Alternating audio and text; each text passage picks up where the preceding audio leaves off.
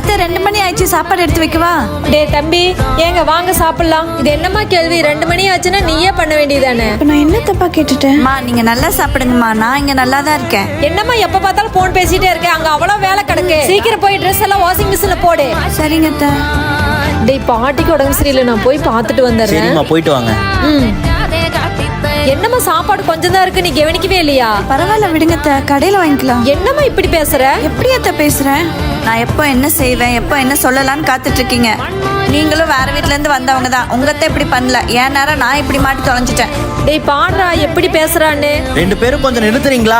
எங்க அம்மாவும் பாவல்ல, பொண்டாட்டியும் பாவல்ல. 2 பேருக்கு நடுவுல நான் தான் மாட்டிட்டு முழிக்கிறேன். ஏம்மா 2 குழந்தை பிறந்ததுக்கு அப்புறம் உங்க அம்மா கொண்டுனா ஊருக்கு போய் பாத்துட்டு வரேன்னு சொல்றீங்களே. கல்யாணம் ஆகி 6 மாசம் ஆச்சு. அவங்க வீட்டுல அவ செல்லமா வளர்ந்துருப்பா. அவ அவங்க அம்மா கூட பேசின என்னமா தப்பு?